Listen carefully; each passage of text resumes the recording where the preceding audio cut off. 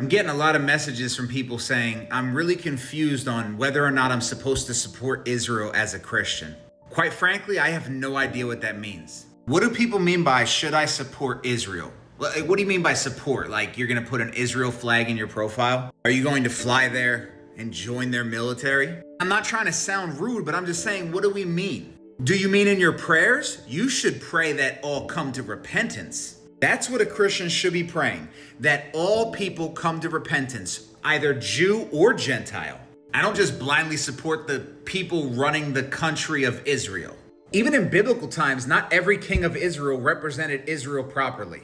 And in biblical times, there was many situations where God used pagan leaders from outside of Israel to squash and punish Israel.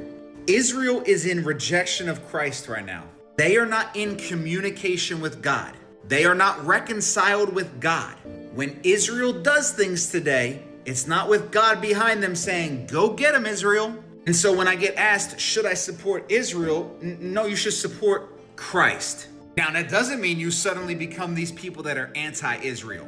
Because there are some people whose hate pours out towards Israel. Oh, they're the synagogue of Satan, those demons. Like Paul literally said, if he could, he would give up his salvation for his Israel brothers in the flesh. So even though they're in rebellion of Christ, doesn't mean we suddenly hate them. They were made for a purpose, God's people to bring forth salvation. Yes, the Bible talks about bless Israel at certain times in Numbers. Touch not my anointed, speaking of Sarah, when it comes to Abraham and Sarah. But God was literally cultivating a people to bring forth the Messiah. So yes, in the Old Testament, I expect God to lift Israel up and protect them above all other nations because salvation comes through the Jews, as Jesus tells us to the Samaritan woman. But FYI, Jesus came.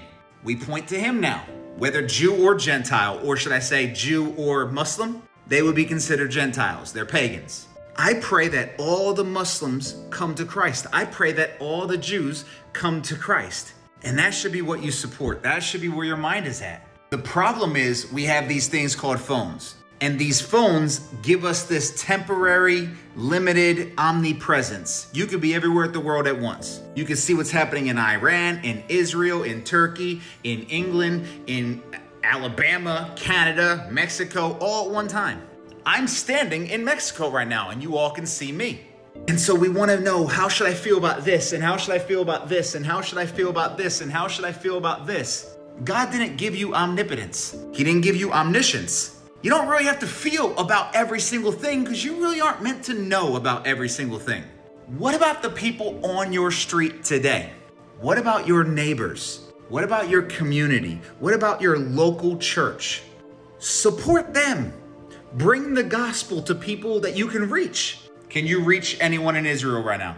Can you reach anyone in Iran right now? Because if you can't, why is that the focus? I wish Christians were as focused on spreading the gospel to people they can touch as they are with things they have no impact on. I wish Christians were as passionate for the gospel of Jesus Christ as they are for things that are headlines. Well before you ever came into existence and well after it, God will handle what he handles across the world. Focus on what you can touch, impact, and change. God bless and go in peace, guys.